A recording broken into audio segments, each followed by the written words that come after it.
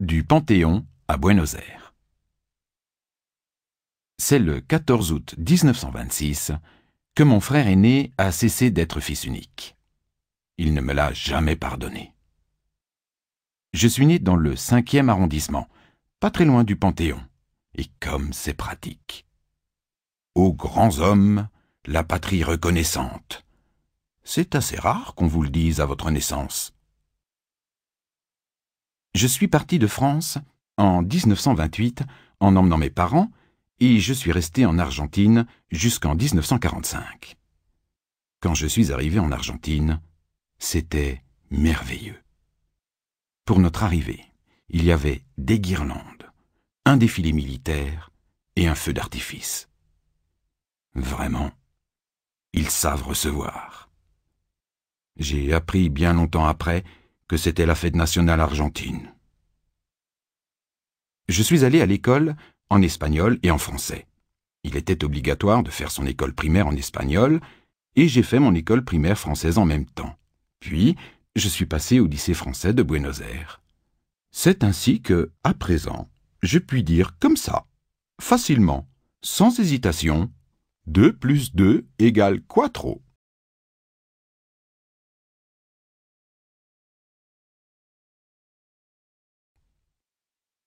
Déjà, en ce temps-là, j'aurais fait n'importe quoi pour faire rire les copains. Et pour les faire rire ceux-là, il fallait vraiment faire n'importe quoi. J'étais un garçon timide, et maintenant, je suis un grand jeune homme timide.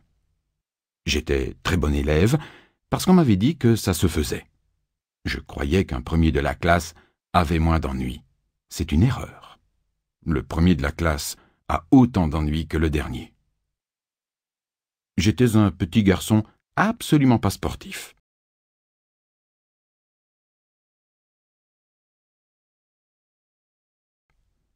Je ne me battais jamais. On me battait. Pas souvent d'ailleurs parce que je ne restais jamais longtemps là quand ça se gâtait. Oui, bien sûr, je faisais des petits dessins dans les marges de mes cahiers. J'avais un copain, lui, c'est des chiffres qu'il dessinait dans ses marges. Il est devenu éditeur.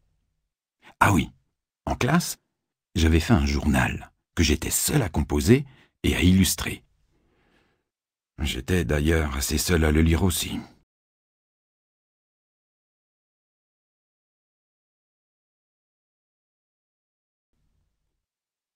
Je me demande encore ce que je suis allé faire aux États-Unis.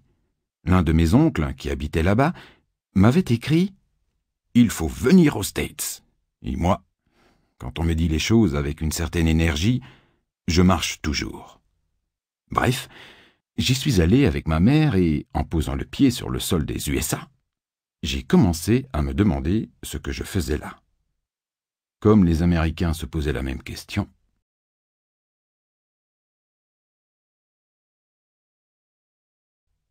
Mais très vite, ils m'ont donné une raison d'être. Ils m'ont rappelé dans leur armée. Moi, ça ne me disait pas trop, et puis j'avais envie de retourner en France. Je suis donc allé au consulat français pour demander s'il n'y avait pas une façon de s'en tirer. Ils m'ont dit d'aller voir l'attaché militaire. Celui-ci, qui était extrêmement naphtaliné, m'a dit « Vous engagez dans l'armée française? Mais vous êtes fou! Dans l'armée américaine, vous serez bien mieux.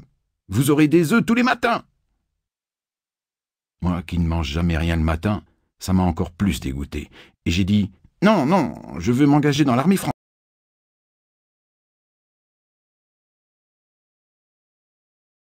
française. » On m'a donné un uniforme, un ordre de mission.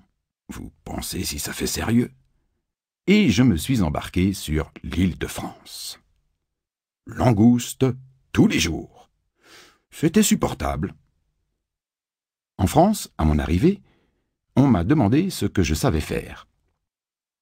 J'ai dit que je savais 3 langues, que je tapais à la machine, que je dessinais un peu, que j'avais quelques notions commerciales et que j'avais fait un peu de journalisme. Alors ils m'ont versé dans l'infanterie alpine, du côté de Marseille.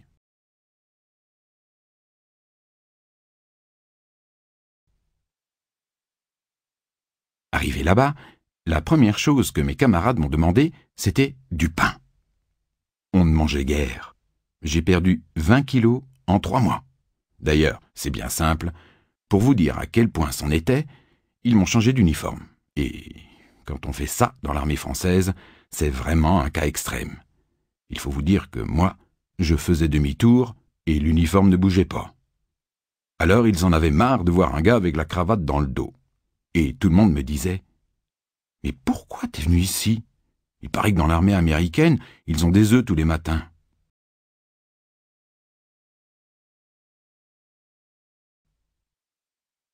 Au bout d'1 an, j'ai été renvoyé dans mes foyers. J'ai emporté comme souvenir le grade de sergent, une fourragère, l'insigne de mon bataillon et une paire de chaussettes en laine, qui n'étaient pas mal du tout.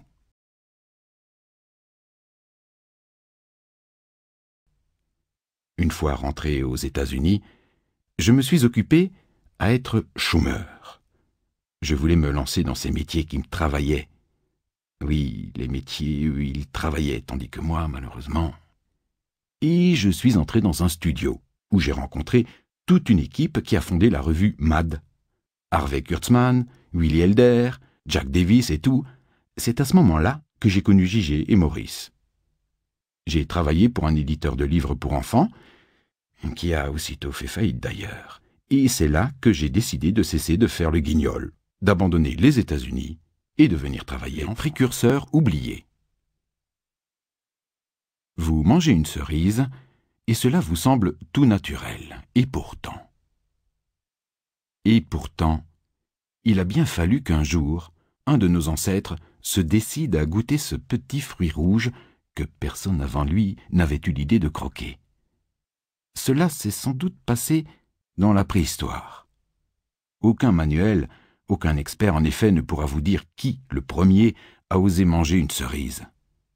Posez donc la question pour voir à un restaurateur. Il y a des chances pour qu'il donne discrètement l'ordre à son maître d'hôtel de ne plus vous faire servir à boire. Au mieux, il haussera les épaules.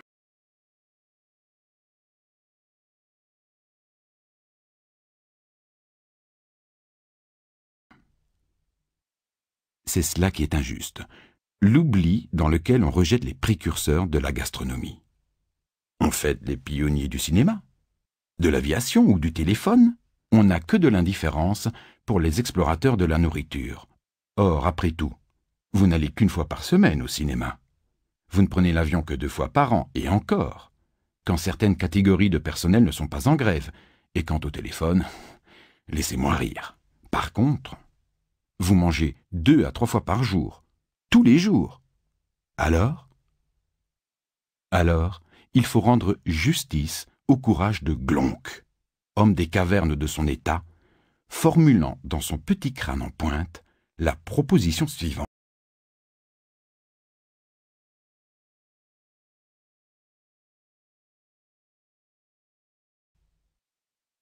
Sur arbre, petit fruit. Petit fruit rouge, joli, peut-être bon à manger aussi. Moi, essayez. Il a essayé Glonck, et il a eu du mérite, car la veille seulement, son confrère Gazunk avait voulu savoir si la ciguë améliorerait le goût de la salade niçoise. Sans Glonck, sans son esprit d'entreprise, sans sa folle témérité, la tarte aux cerises n'aurait jamais été ce qu'elle est aujourd'hui. Songez-y, les enfants. Et il en va de même pour tout ce que nous mangeons, pour tout ce que nous buvons.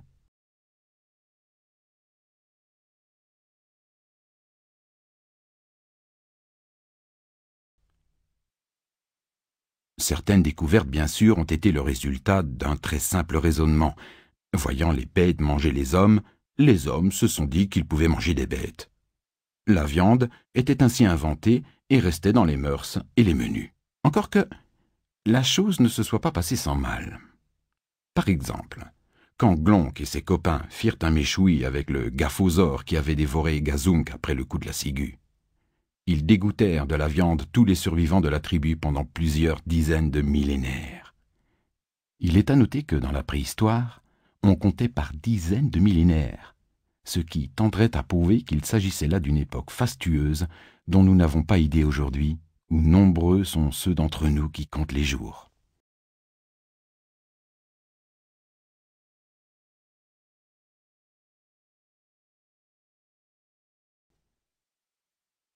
Soyons honnêtes, certains précurseurs ne sont pas restés anonymes. Il n'est pas besoin de présenter Antoine Parmentier, inventeur du hachis, grâce à qui les ménagères savent quoi faire du restant de pot-au-feu. Avant lui, au Moyen-Âge, on jetait le pot-au-feu de la veille. Il en résultait des famines terribles qui provoquaient le mécontentement quasi général de la population. L'aventure de Rossini, moins connue en France, mérite d'être contée. Cet homme fin, intelligent, sensible, quoique étranger, était horrifié de voir que dans les campagnes italiennes, les desperati abattaient les vaches, prenaient la viande et abandonnaient les tournes d'eau.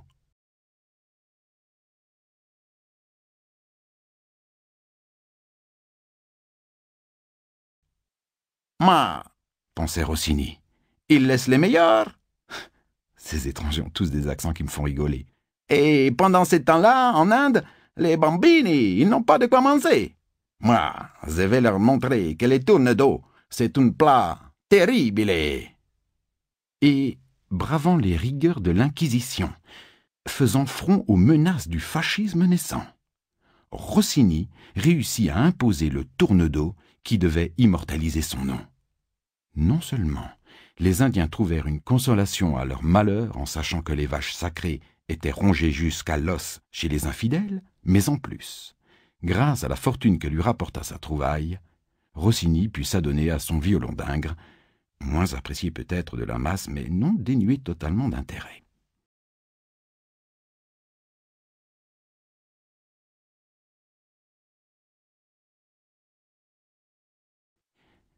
Revenons à la préhistoire où je me sens franchement plus à l'aise. Les champignons.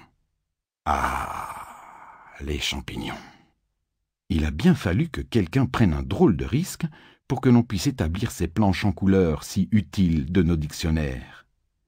Le premier typanthrope qui a eu l'idée saugrenue de mordre dans un champignon a dû tomber sur un bon. Autrement, je vous fiche mon billet qu'on ne mangerait pas plus de champignons aujourd'hui que de serpillières au beurre blanc. Encouragé par cet essai heureux, le typanthrope s'est dit « Si champignon brun, très bon. Le joli là-bas, tout rouge avec des points blancs, encore meilleur. »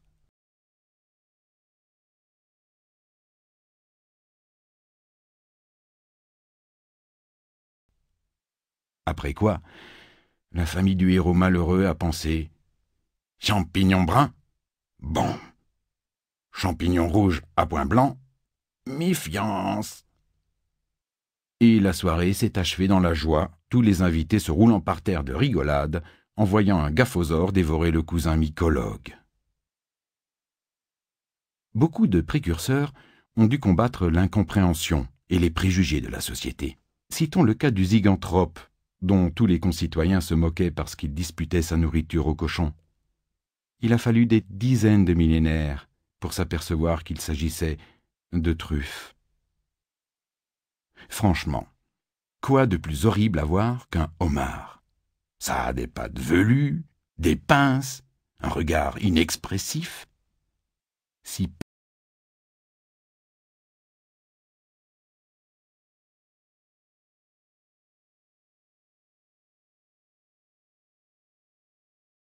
personne ne l'avait fait avant vous, vous auriez eu l'idée de manger ce monstre? Bien sûr que non. Un homme l'a fait cependant. Un homme, perdu dans la nuit des temps, a permis à toute l'humanité de savoir qu'un crustacé est un régal digne de figurer dans un repas de noces. Expérience, encore une fois, non exempte de danger, car à l'époque dont je vous parle, la mention SG, selon grosseur, avait toute sa valeur, la longueur moyenne d'un homard étant de 22 mètres, sans compter les pinces. Le cerveau, par contre, était minuscule. Il y a des dizaines de millénaires, en effet, tous les animaux étaient plus grands qu'aujourd'hui, sauf les chevaux, qui avaient la taille d'un chien, ce qui a retardé considérablement la vulgarisation de l'équitation, considérée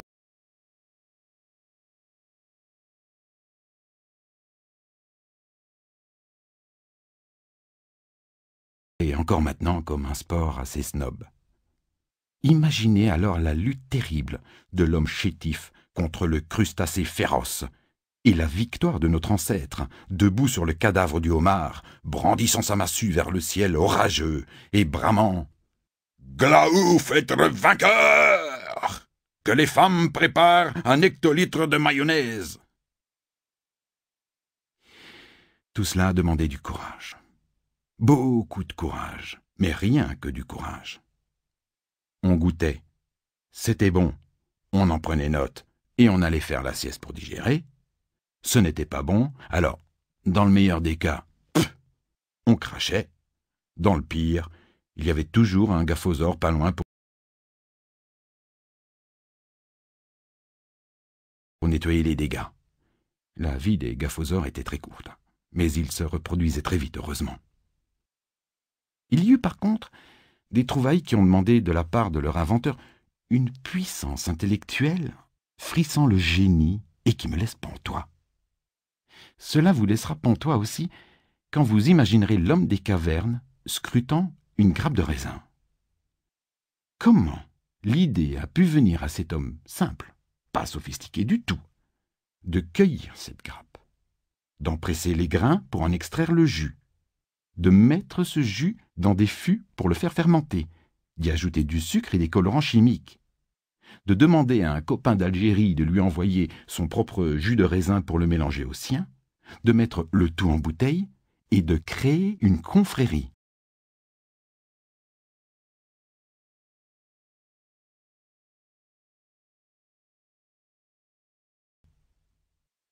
Si ça ne vous laisse pas pantois, je me demande ce qui vous laisserait pantois, et j'ai peut-être eu tort de vous ennuyer avec toutes ces histoires. Mais j'ai confiance. Je sais que la prochaine fois que vous mangerez une olive, vous aurez une pensée reconnaissante et admirative pour notre ancêtre qui, à l'aube de l'humanité, a eu l'idée d'extraire le noyau de l'olive pour le remplacer par un anchois. Je suis un compris. Contrairement à la plupart de mes semblables, j'ai tendance à trouver très intelligent tout ce que je ne comprends pas. Chaque fois que je vois un film abscon, que j'assiste à une pièce inintelligible, que je lis un texte impénétrable, je suis profondément déprimé. Je suis déprimé parce que ça me donne des complexes. Et ça me donne des complexes parce que moi, j'ai toujours été compris. Je suis une victime du problème de la communicabilité. Je sais qu'on ne me prend pas au sérieux parce qu'il n'y a rien à lire entre mes lignes.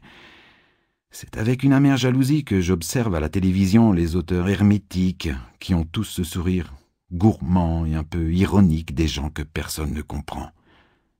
Mes préoccupations peuvent paraître futiles, mais tout de même, ça vous paraît un bon début pour une biographie, ça? Depuis son plus jeune âge, il a été compris? Ça fait sérieux, ça?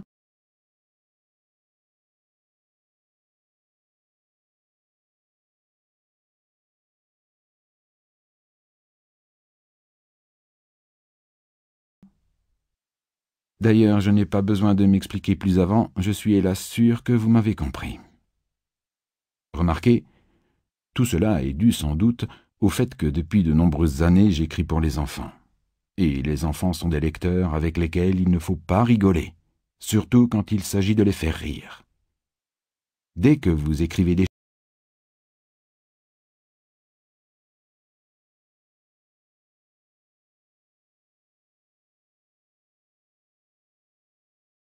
choses qui leur échappent un peu, vous recevez des lettres soigneusement calligraphiées du genre « Vous êtes bête, vous êtes laid, on ne vous aime pas, et si vous continuez à mettre des idioties dans le journal, avec les copains, on ira vous attendre à la porte de votre maison, et on va vous remplir la figure de baffe. » Et, soucieux de la qualité de la pâture intellectuelle offerte à leur progéniture, les parents font parfois chorus en envoyant des lettres à votre éditeur, lui demandant de vous mettre immédiatement à la porte sans vous verser d'indemnité car vous ne les méritez pas. Je n'ai d'ailleurs conservé ma situation que grâce à l'extrême énergie avec laquelle j'accepte souvent de rabaisser mes prix.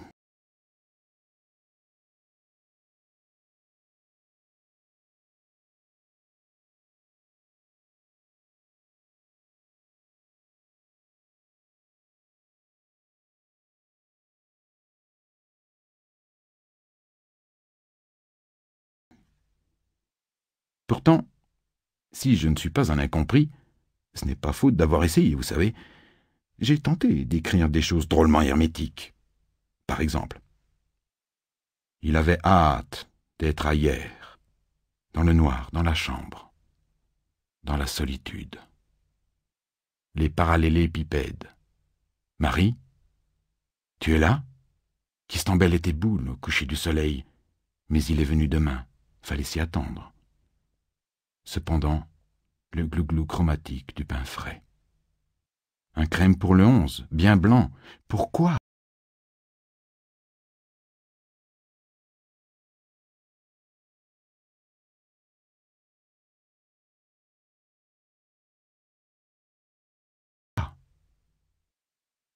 Je voulais exprimer par là, bien sûr, l'immense mélancolie que l'on éprouve quand on dîne seul dans un restaurant d'une côtelette d'agneau avec des haricots verts. Eh bien, croyez-le ou pas, depuis que ce texte apparut, non seulement le patron du restaurant refuse catégoriquement de me servir des côtelettes d'agneau avec des haricots verts, mais il se fait un devoir de venir faire la causette avec moi chaque fois que je dîne chez lui, ce qui rend ma mélancolie encore plus immense qu'avant.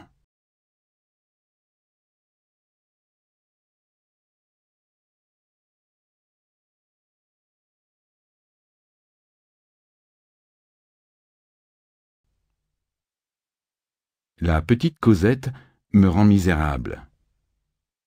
Vous avez compris? C'est un jeu de mots littéraire sur la petite Cosette, qui est un personnage de Victor Hugo. Mais là aussi, vous aviez compris, je ne me fais plus d'illusions. En but à cette compréhension générale, j'en suis arrivé au point où, quand, pour me mettre en boîte, on me dit que je ne suis pas hermétique, je fuis.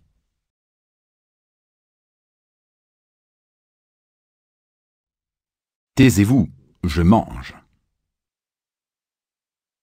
Il est bien connu que l'on ne parle pas beaucoup d'affaires pendant les déjeuners d'affaires. Et quelques jeunes lecteurs, trop affairés pour participer à ces déjeuners, m'ont demandé de leur expliquer comment il était possible de passer 3 heures à un déjeuner d'affaires sans parler d'affaires. Étant à mon affaire quand il s'agit d'instruire les jeunets, voici un emploi du temps basé sur mes souvenirs personnels. 4 hommes d'affaires ont décidé de déjeuner ensemble pour parler affaires. Rendez-vous à 13h au restaurant. 13h05, arrivée des 2 premiers hommes d'affaires, l'un d'eux portant une serviette bourrée de documents.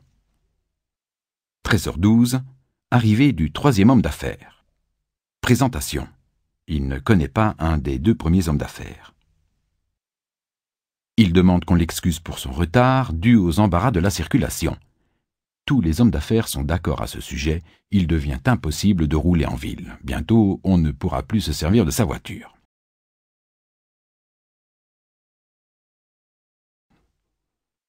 13h16, le 4e homme d'affaires n'arrivant pas, on propose de prendre l'apéritif en attendant. Un des hommes d'affaires déclare ne plus boire d'alcool. Cédant à la pression des 2 autres, il accepte de prendre un whisky, mais un baby seulement. Discussion sur le whisky, alcool sain, comparé aux alcools blancs, dangereux pour l'organisme. On s'inquiète de l'absence du 4e homme d'affaires. Il fallait s'y attendre, il ne sait pas s'organiser, et on se demande si sa boîte est vraiment solide. Tous émettent des doutes.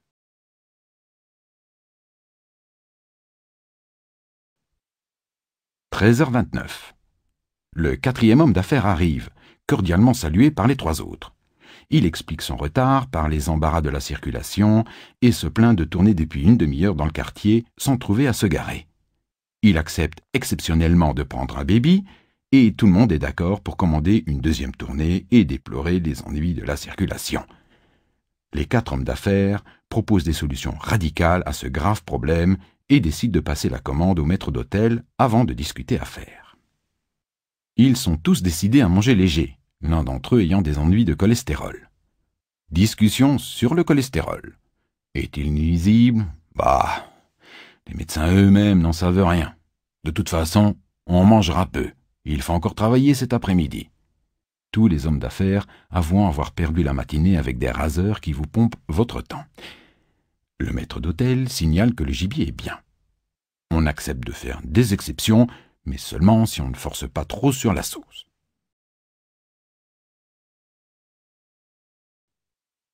14h02. Le repas commence. Étude de sujets variés. La voiture, les spectacles, les vacances, trop de monde sur la côte d'Azur, Portugal, pays sympathique, l'Espagne a fait des progrès en cuisine.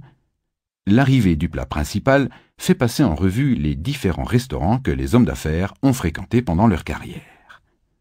On demande au maître d'hôtel de rapporter la sauce, qui est décidément succulente.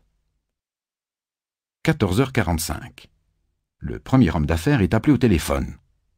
Les trois autres se demandent si sa boîte est vraiment solide, tous émettent des doutes. 14h53. Le premier homme d'affaires revient. Il se plaint que tout va de travers quand il n'est pas à son bureau. En réalité, il a quitté son bureau en emportant la clé du coffre, empêchant l'expert comptable de faire son travail. Tous reconnaissent être mal secondés et on commande le dessert et le café.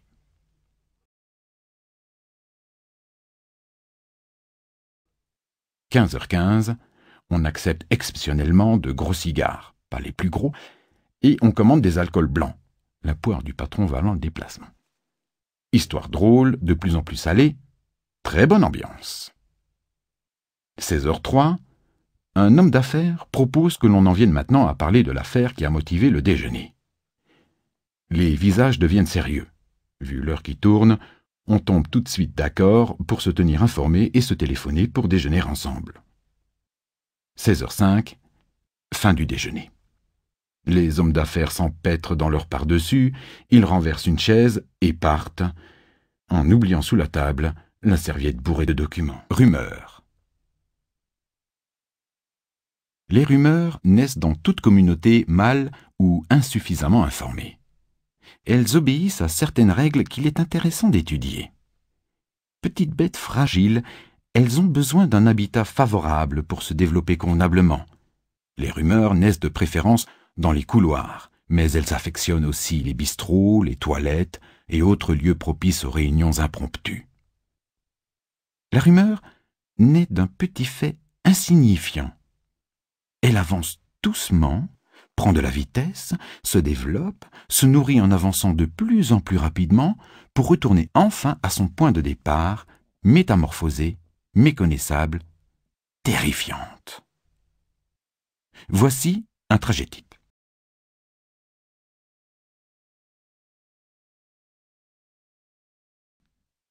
Monsieur X, excellent collaborateur d'une société anonyme, s'aperçoit un jour que son stylo à billes est à sec.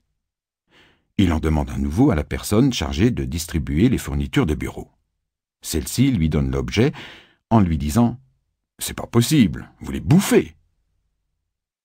Un peu vexé, Monsieur X, son stylo tout neuf à la main, croise un collègue dans un couloir. Une force incoercible lui fait déclarer alors «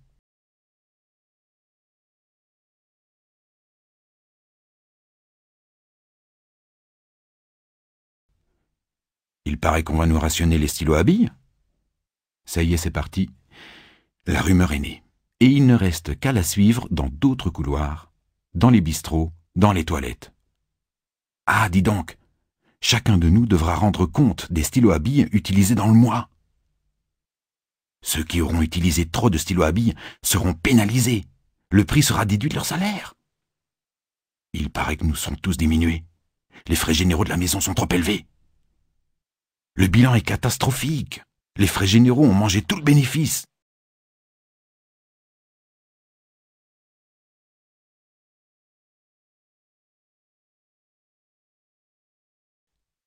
La société est au bord de la faillite. La société a fait faillite. La société va être rachetée par des étrangers, mais il paraît qu'ils vont amener leur propre personnel. Et c'est ainsi que Monsieur X, repassant dans un couloir, apprendra, terrifié, qu'il sera prochainement viré et que toute la direction générale de la société qu'il emploie se prépare à prendre la fuite au-delà des frontières. C'est pour cela qu'un jour, rencontrant M. Dargaud dans un couloir, je lui ai fait part de certaines rumeurs concernant les rumeurs qui circulaient dans notre maison et qu'il a décidé de créer ce bulletin d'information.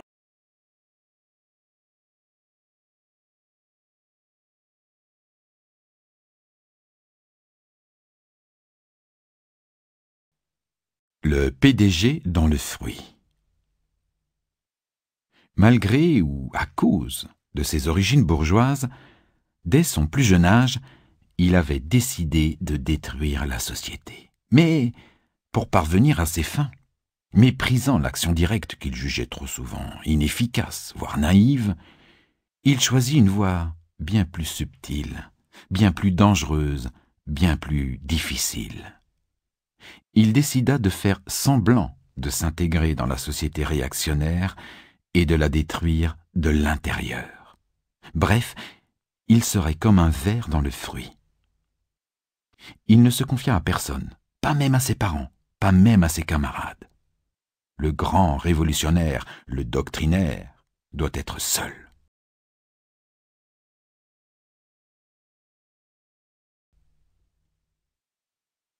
Après avoir fait d'excellentes études, grâce à ses diplômes, et aussi à son père, homme respectable et bien pourvu en relations mondaines, il réussit à entrer dans une très importante compagnie. Ce fut sa première victoire. Une victoire dont avait fait les frais un père borné et heureux de voir son fils prendre un bon départ dans la vie, l'imbécile, et la compagnie qui lui payait un excellent salaire, autant de prix sur la société pourrie. Il fêta cela dans le studio que son père lui avait offert dans un quartier résidentiel et que sa mère, pauvre femme, avait meublé avec amour. Mais, une fois dans la place, il ne fallait pas faire de bêtises. Il fallait continuer à donner le change, tout en poursuivant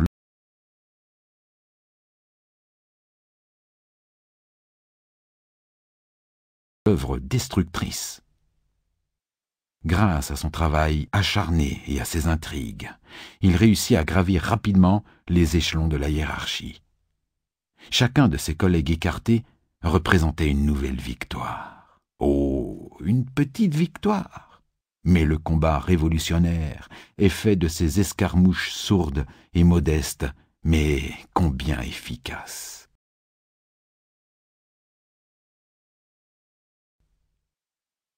Qui se serait méfié de ce jeune homme, apparemment ambitieux, vêtu avec recherche, conservateur dans ses goûts et ses opinions qu'il affichait volontiers. Et puis, il eut un nouveau coup de maître. Il épousa la fille d'un gros actionnaire de la compagnie. Pour les invités du mariage, son sourire de triomphe à la sortie de l'église pouvait passer pour l'expression d'un grand bonheur.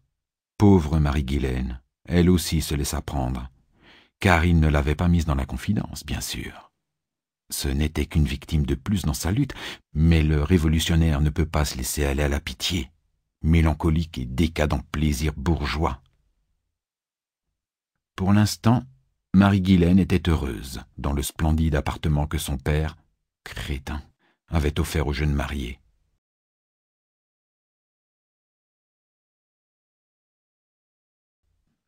Elle organisait des dîners en parfaite maîtresse de maison et lui, il devait faire un effort pour ne pas éclater de rire au nez des hommes politiques, députés, ministres et autres suppôts du régime qui s'y pressaient. Ah, s'il savait. Chef de service, sous-directeur, directeur, vice-président, il devint enfin président, directeur général de la compagnie. Tout seul, dans son grand bureau, le jour de son intronisation, il ne put s'empêcher d'avoir un grand rire amer. Il poussa le plaisir masochiste jusqu'à arroser ça d'une fine Napoléon, fleuron du petit bar caché sous les lambris luxueux de son antre.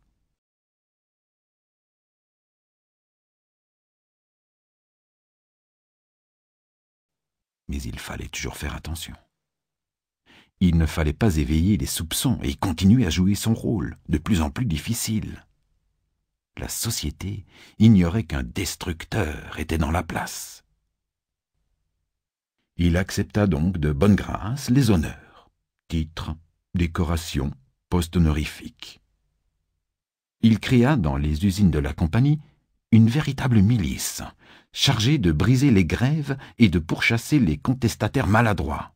Ah, c'est qu'il était habile, le bougre. Un incident entre ses forces de l'ordre, ça le faisait rire, et quelques jeunes contestataires se termina tragiquement. Ses réactions publiques, son témoignage au procès, lui valurent de se voir brûler en effigie. Des pierres brisèrent les vitres de son bureau. Tout cela était parfait. Tout cela faisait partie du plan.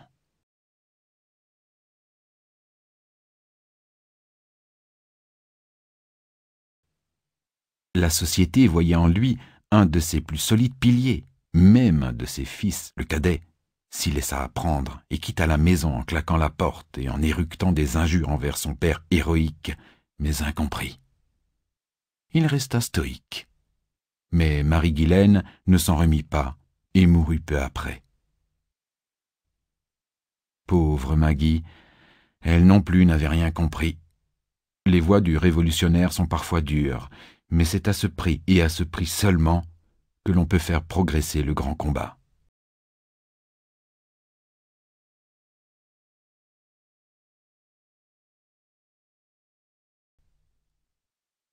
Il poursuivit son action.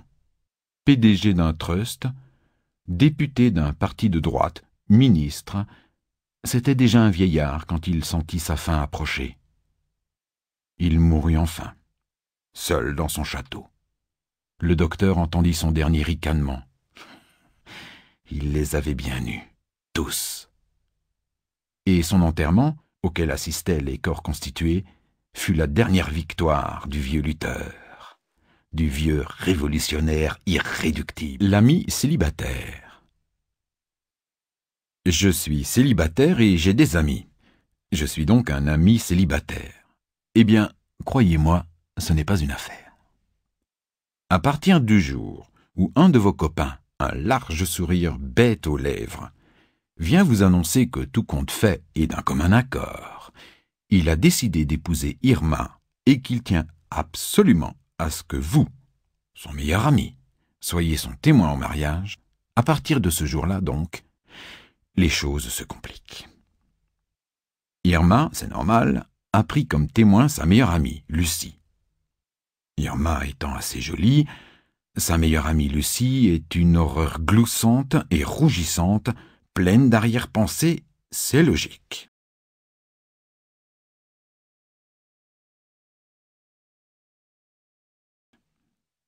Ça vous occupe pendant le voyage de noces de vos amis, car il vous faut fuir l'horreur gloussante, encouragée par les épais sous-entendus de votre copain, tout à son nouveau bonheur.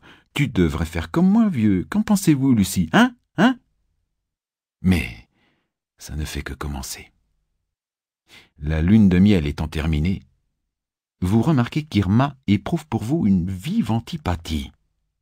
Vous êtes le voyou qui a connu son mari avant elle, le mauvais génie qui a entraîné le pauvre Chou dans toutes les turpitudes de sa vie de garçon, alors que le pauvre Chou n'avait jamais eu le moindre besoin d'entraînement quand il avait décidé que l'heure des turpitudes était arrivée.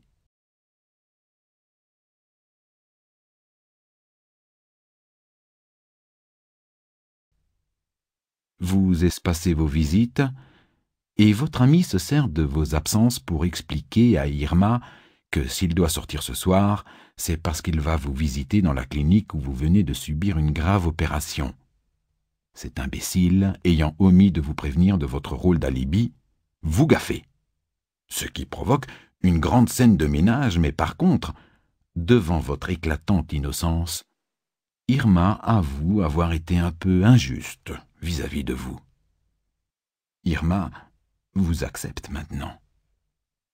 Elle vous accepte tellement que c'est au tour de votre ami de se méfier de vous. Et puis, il vous en veut toujours pour le coup de la clinique. Enfin, tout s'arrange car l'enfant arrive. Celui d'Irma, bien entendu, et de votre copain, souhaitons-le.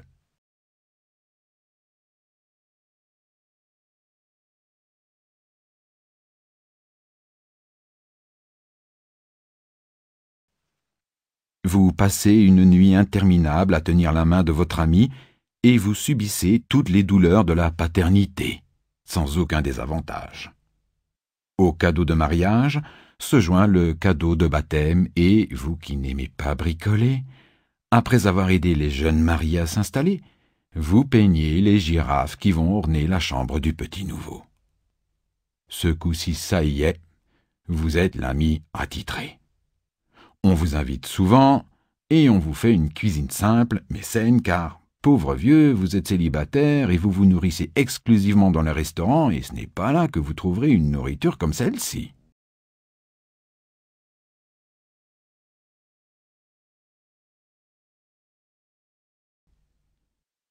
C'est très vrai et c'est une des raisons pour lesquelles vous restez célibataire. Vous haïssez la cuisine simple mais saine. Et votre idée de la félicité en gastronomie, c'est le beurre persillé et la touffe de cresson que l'on ne trouve que sur et autour des entrecôtes des restaurants. Ami de la famille, vous êtes l'éternel 14e à table et 4e au bridge, quand l'horreur gloussante est invitée. On ne se gêne pas pour vous. Vous êtes de la maison, sauf bien sûr quand c'est vous qui gênez. Pas ce soir, vieux, nous avons du monde et nous serons 12.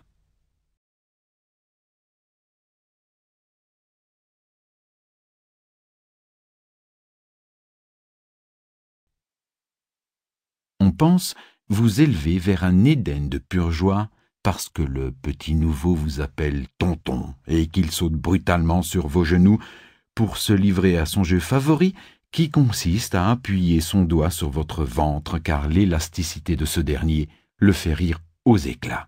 Et si vous omettez de faire tring à ce moment, on considère que vous avez violé les lois les plus élémentaires de l'amitié. Et puis les années passent, et les choses se gâtent entre Irma et son mari. Témoin de leur mariage, ils vous demandent d'être le témoin de leur dispute. Ne te marie jamais, mon vieux. Se marier? Qui voudrait l'épouser, celui-là? Même pas cette pauvre Lucie. Ah, ils sont beaux, tes copains. Permettez. Ah, vous, mêlez-vous de ce qui vous regarde.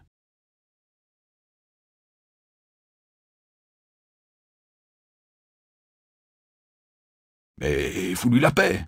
Ah, ben bravo. Défends tes voyous de copains contre ta femme. Les hommes, vous êtes tous pareils. Je retourne chez maman. Bouh. Ben, félicitations, vieux. Hein. Tu as bien envenimé les choses. Hein. Calme-toi, ma chérie. Bonsoir, tonton. Dring. Et puis un jour, excédé, vous disparaissez. Vous apprenez alors que vos amis sont horriblement vexés et surpris. L'ingrat, gémissent-ils. Ah, il a dû trouver une traînée quelque part. Il était pourtant bien content de nous avoir quand il était seul. Plein régime. Assez épais, cylindrique, légèrement renflé à l'équateur, possesseur d'un double menton, mais souffrant d'une totale absence de volonté, je n'ai jamais songé à suivre un régime pour maigrir.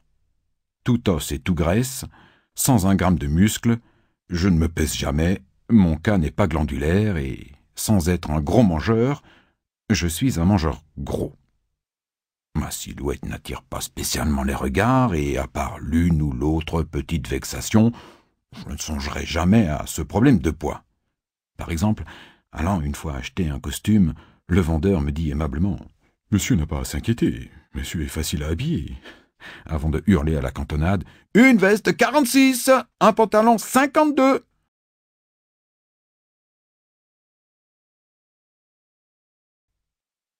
Je n'y songerai jamais si les gens qui suivent un régime n'avaient pas cette odieuse manie du prosélytisme. Toute personne qui se prive de quelque chose veut en priver les autres, c'est bien connu. Et je ne compte plus les mangeurs de biscottes qui ont voulu m'arracher le pain de la bouche. Ceux qui suivent un régime peuvent se diviser en deux catégories principales, les femmes et les hommes.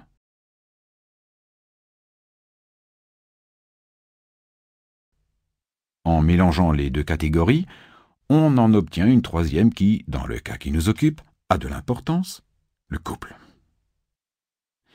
Les femmes suivent les régimes amaigrissants par coquetterie. Elles ne trichent pas en général. Aidées par une volonté de faire, elles parviennent à subsister avec le régime que m'ont imposé les circonstances lors de mes débuts dans la vie, période sinistre que j'adore raconter avec un certain attendrissement et des rires amusés. Surtout la fois où j'avais de quoi acheter un sandwich ou un ticket de métro, mais pas les deux, et voilà que je m'attendris de nouveau.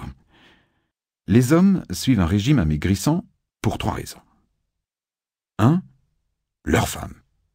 Mais regarde-moi ça, mon pauvre ami, cette brioche te vieillit de 10 ans.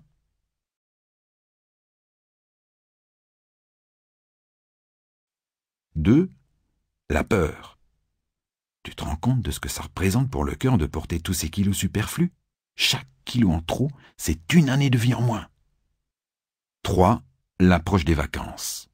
Tout seul, chez lui, l'homme, sommairement vêtu de son slip de bain, se regarde dans un miroir en pinçant avec horreur du pouce et du majeur des bourrelets inesthétiques. Tous les hommes trichent.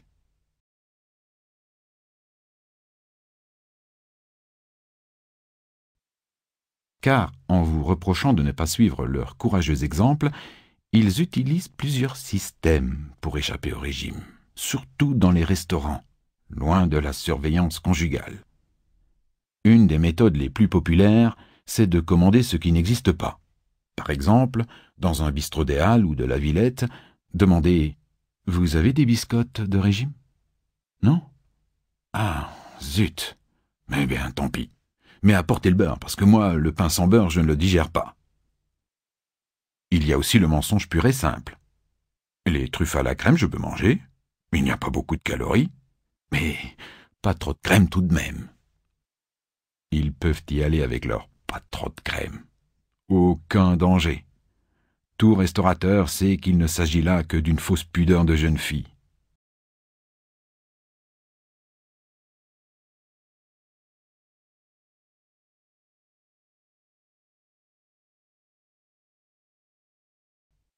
Après la fausse pudeur, il y a le faux héroïsme.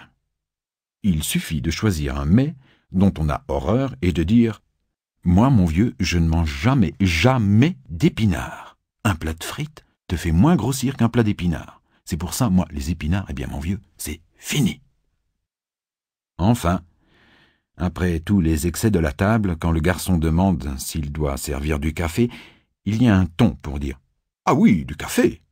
qui laisse supposer que cette tasse de café va réduire à néant le pâté du chef, le marcassin avec sa purée de marron, le plateau de fromage et la tarte avec pas trop de crème tout de même. Une dernière petite astuce après avoir copieusement mangé de tout, dire « Ah, mais de ça je vais en prendre !»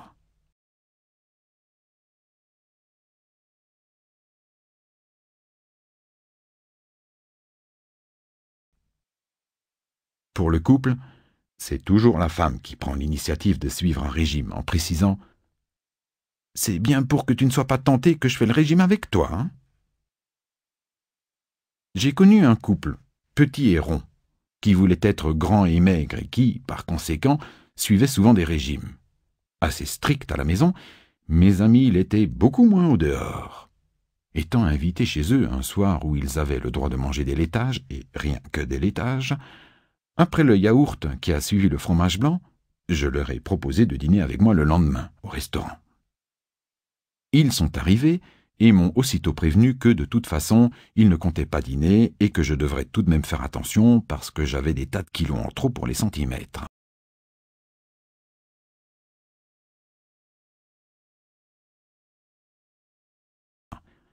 Ils ont consulté le menu avec une moue dégoûtée et ils ont décidé que les huîtres ne pouvaient en aucun cas leur faire du mal. Mais pas de pain de seigle, hein, ont-ils précisé. Ils ont tout de même accepté de manger toutes mes tartines parce que des huîtres sans tartines, c'est impossible à digérer. « Oh, du boudin !» a crié mon ami pendant que je commandais ma grillade. « Bon, d'accord, mais demain, mon petit vieux, on se remet au régime, hein ?» a dit sa femme. Ils ont pris du boudin avec de la purée, ils ont résisté avec énergie à l'envie de commander des épinards, mais ils se sont laissés tenter par le camembert qui était bien. La tarte aux pommes, ça, ils en ont pris. Et sur le ton du sacrifice librement consenti, ils ont crié en chœur « Ah oui, du café !»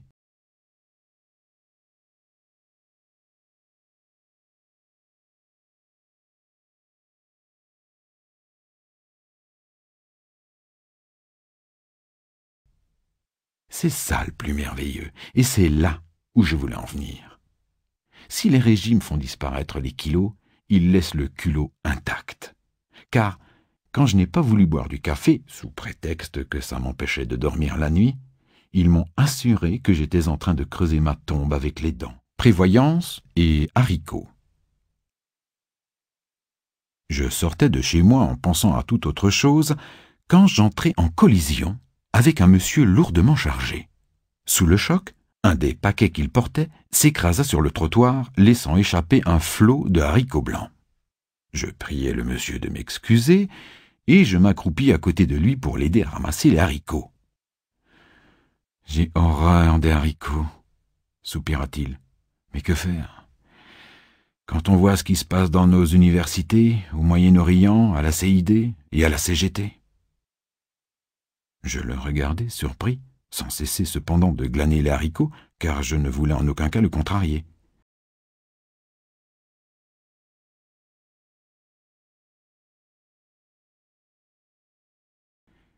« Monsieur, m'expliqua-t-il, je fais partie des prévoyants qui achètent des légumes secs, des pâtes, du riz, de l'huile, du sucre et de la farine, chaque fois que la situation politique devient inquiétante.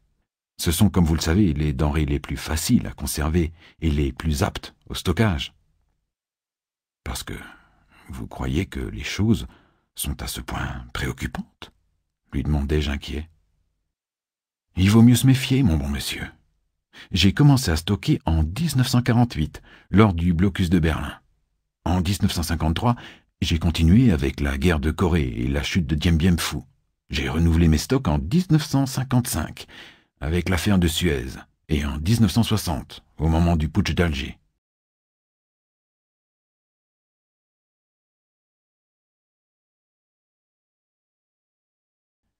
Ne parlons pas de mai 1968, ni du départ du général. Vous devez posséder des stocks considérables. Mais non, il faut consommer. L'huile devient rance, les denrées moisissent, les charançons s'en mêlent. Alors, pendant les périodes calmes, je mange mon stock.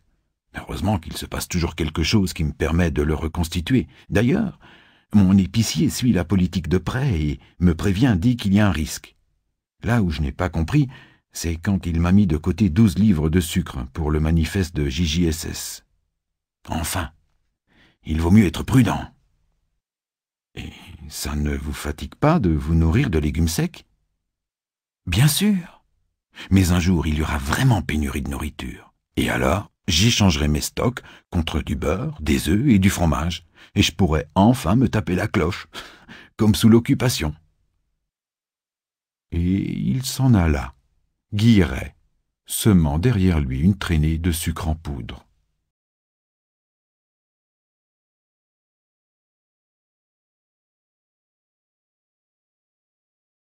Tous des méchants. Sans pour cela faire preuve d'originalité, il m'est arrivé de déclarer que les gens étaient méchants. Certaines personnes se sont récriées. Il ne fallait pas généraliser, il y avait des exceptions. Ce sont des phrases toutes faites. Les autres sont peut-être méchants, mais moi, je n'ai jamais commis une méchanceté de ma vie. Billevesée. Il n'y a pas d'exception. Et pour le prouver, j'ai choisi au hasard 5 situations qui excitent infailliblement notre penchant à faire du mal et à nous en réjouir. Prenons l'ascenseur. Pour des raisons assez mystérieuses, nous n'aimons pas partager l'ascenseur avec des inconnus.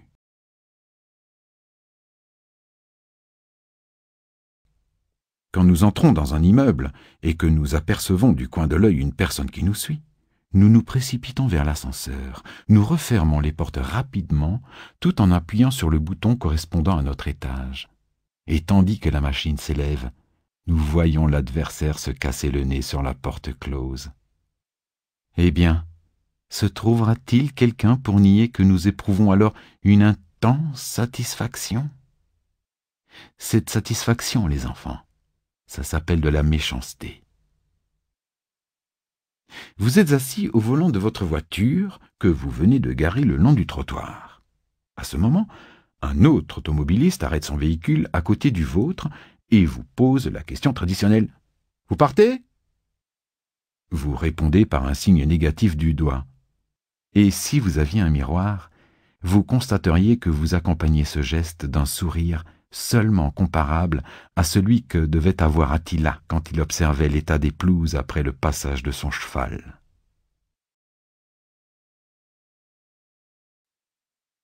Vous vous trouvez dans un train ou dans un quelconque moyen de transport en commun et vous lisez votre journal. À ce moment, vous remarquez que la personne en face de vous essaie de déchiffrer la page qui se trouve devant elle. Cette personne ne vous gêne pas. Elle est silencieuse et ne vous empêche nullement de poursuivre calmement votre lecture. Et pourtant, vous commencez à faire toutes sortes de choses mesquines pour ennuyer votre vis-à-vis. Vous pliez votre journal en 8. Vous le remuez. Vous tournez la page.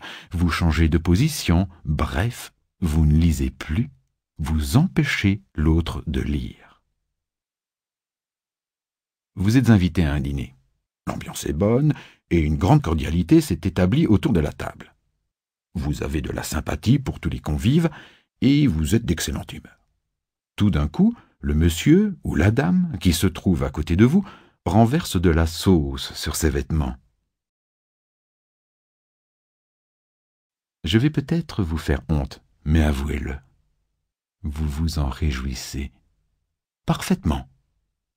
Vous venez de retrouver les sentiments de nos grands anciens quand, d'un pouce inversé, ils aggravaient les soucis immédiats du gladiateur vaincu. Et vous ajoutez le sadisme à la méchanceté en donnant des conseils au sujet de la façon de faire disparaître la tache, car l'idée de voir vos voisins de table rincés à l'eau chaude ou saupoudrés de talc vous cause un plaisir aussi malsain qu'inexplicable. Enfin, bien que méchant, vous aimez vous distraire et vous allez au cinéma. Il faut faire la queue pour entrer et ce n'est pas agréable. Comment vous consolez-vous? En regardant la queue qui s'allonge derrière vous et en constatant avec un sourire gourmand. Eh bien, il y en a du monde. Les derniers ne sont pas prêts d'entrer.